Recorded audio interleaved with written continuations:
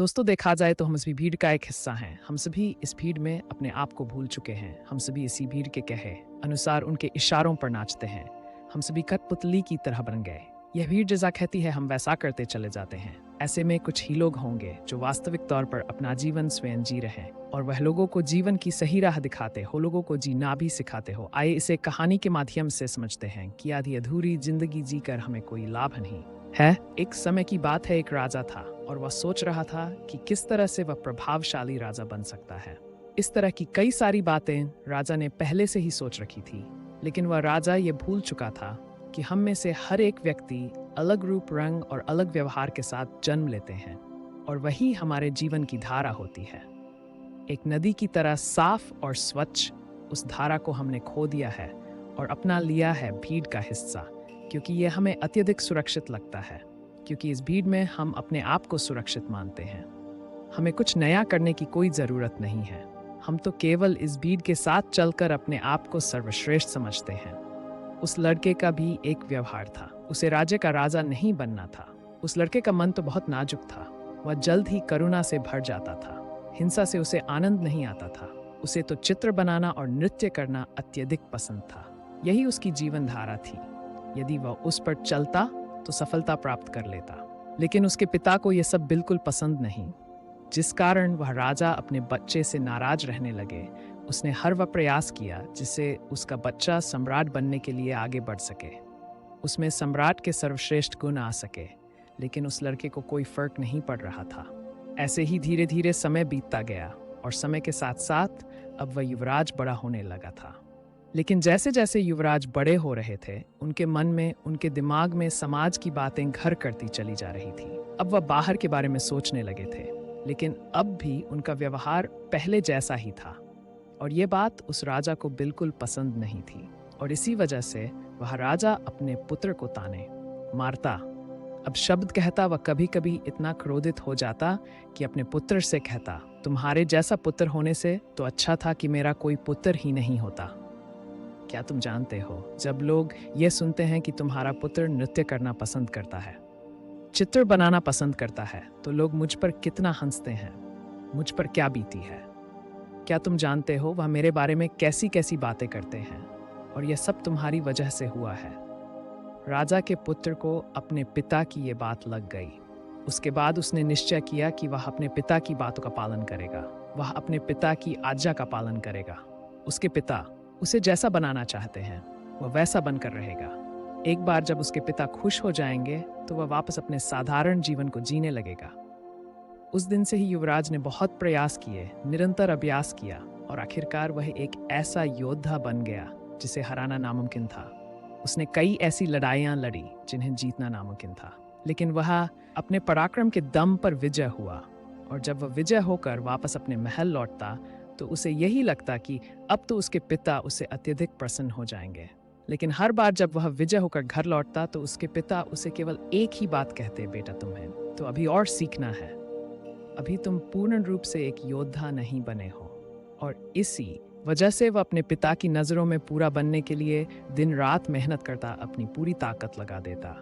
लेकिन ऐसा समय कभी नहीं आया जिससे राजा को अपने बेटे पर गर्व हो, और धीरे धीरे वह पुत्र अपने आप को भूल चुका था कि वह क्या है और वह क्या करना चाहता है। धीरे धीरे उसके अंदर की करुणा क्रूरता बन चुकी थी। दोस्तों, हमारे साथ भी हमारे जीवन में कुछ ऐसा ही होता है। लोगों की परवाह करते करते, जिम्मेदारियां निभाते निभाते हम अपने आप को ही भूल जाते हैं और एक ऐसी जिंदगी को अपना लेते हैं जो हमारी है ही नहीं। लेकिन सबसे खुशकिस्मत तो वह लोग होते हैं जो सही मायने में अपना जीवन जीते हैं। वह वही कर जो वह करना चाहते हैं। एक दिन की बात है, वह युवराज अपने राज्य में टहल रहा था कि तभी उसकी नज़र एक युवती पर पड़ी और वह युवती अत्यधिक सुंदर थी, जिसके प्रति वह युवराज आकर्षित होते चले जा रहे थे। उस युवती को देखकर युवराज के मन में प्रेम उमड़ने लगा। उन्होंने उस युवती को अपने राजमहल बुलाया और उस युवती के सामने उन्होंने तरह तरह के हीरे जवाहरात के ढेर लगा दिए और फिर उस युवती से कहते हैं, मैं तुमसे प्रेम करता हूँ और मैं तुमसे विवाह करना चाहता हूँ। ये जो कुछ भी तुम देख रही हो यह सब तुम्हारा है, बस मेरे विवाह के प्रस्ताव को स्वीकार कर लो। इस पर वह युवती क्रोधित होकर युवराज से कहती है, हे युवराज, मैं आपसे प्रेम नहीं करती। भला ये कंकड़ पत्थर लेकर मैं क्या करूंगी? यदि आप सच में मुझसे प्रेम करते हो तो मुझे आपकी सबसे प्रिय चीज चाहिए, क्या आप मुझे दे सकोगे? इस पर वह युवराज कहता है, सुंदरी, जो कुछ तुम चाहो वह मैं तुम्हें देने के लिए तैयार हूँ। इस पर युवती कहती है, हे युवराज, मुझे आपका यह राजमहल, यह राजपाट, यह शानो शौकत नहीं चाहिए। मैं तो एक साधारण सी युवती हूँ और मैं आपसे भी यही चाहती हूँ। क्या आप मेरे साथ एक साधारण युवक बनकर जीवन व्यतीत कर पाएंगे? क्या मेरे साथ एक साधारण युवक बनकर चल सकेंगे अपना यह राजपाट, यह शानो शौकत? क्या आप छोड़ सकेंगे? उस युवती की यह बात सुनकर वह युवराज बहुत सोच में पड़ गया और उस युवराज को देखकर वह युवती हंस पड़ी और कहने लगी है, युवराज, ये आपकी धन दौलत, ये आपका साम्राज्य हमारी जिंदगी में कुछ नहीं। धन दौलत, मान सम्मान, पद प्रतिष्ठा ही प्रेम की कांटा बन जाता है। आपने तो देखा ही होगा, जिसके पास जितनी ज्यादा धन दौलत होती है, मान सम्मान होता है, पद प्रतिष्ठा होती है, लोग उसे ही अधिक प्रेम करते हैं, उसकी अधिक फिक्र करते हैं, हमेशा उसके साथ खड़े रहकर उसका सम्मान करते हैं। लेकिन यह सब सच नहीं होता।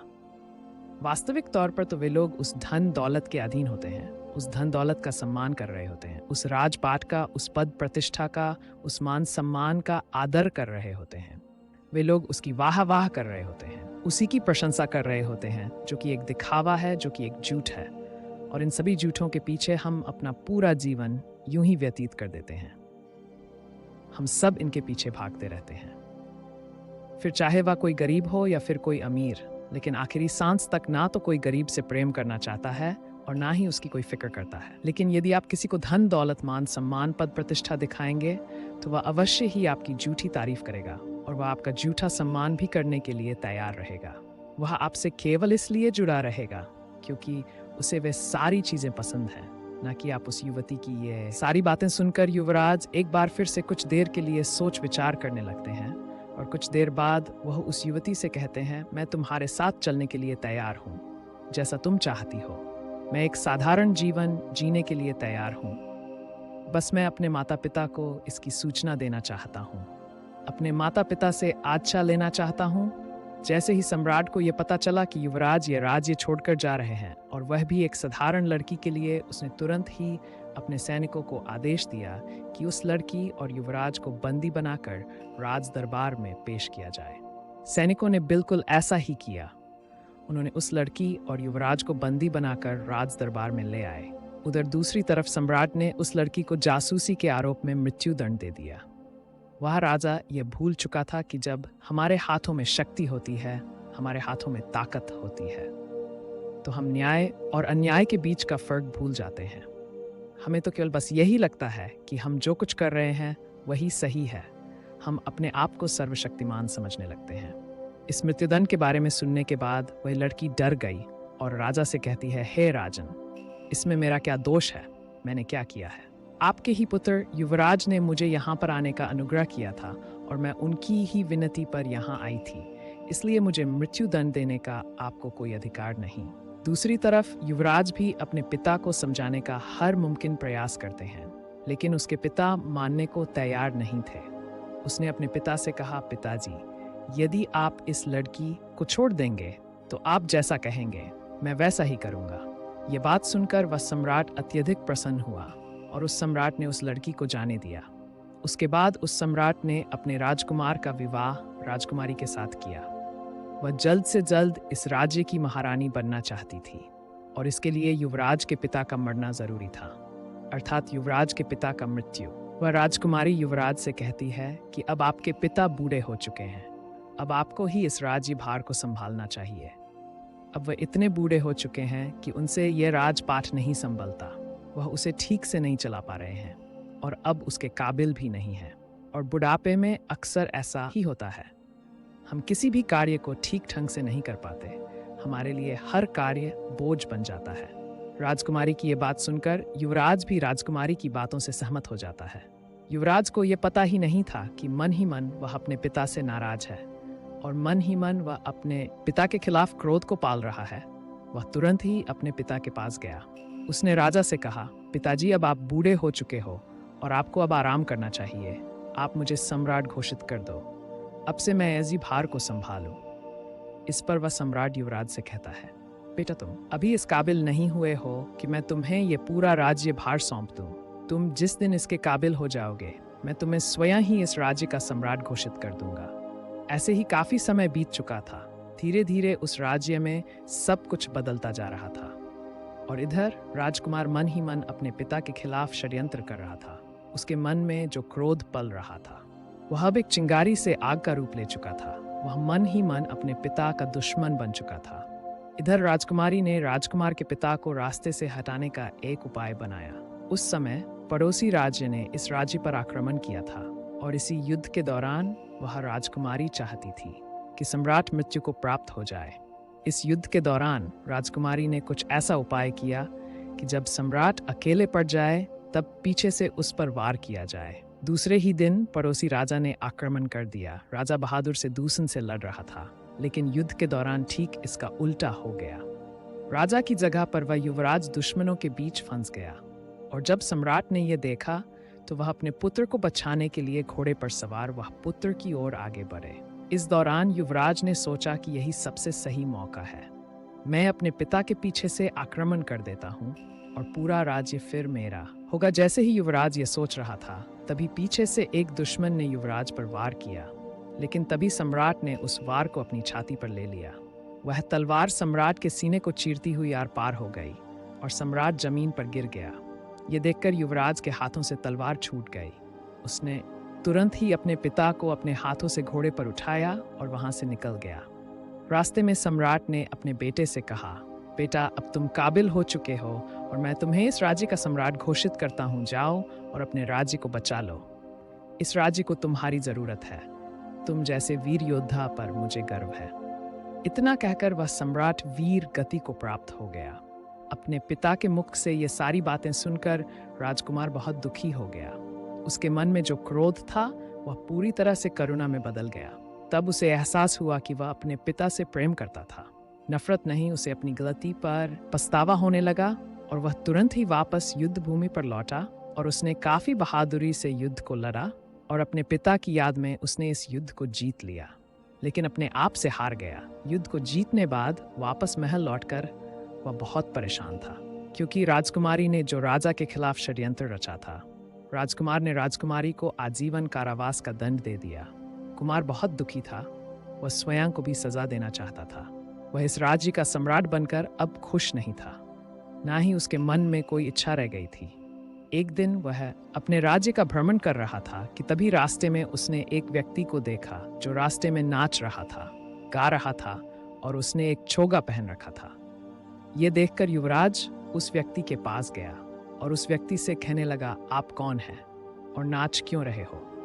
इस पर वह व्यक्ति कहता है, मैं कौन हूँ? यही तो मैं जानना चाहता हूँ। मुझे नहीं पता कि मैं कौन हूँ। क्या मैं तुम्हें जानता हूँ? तुम कौन हो?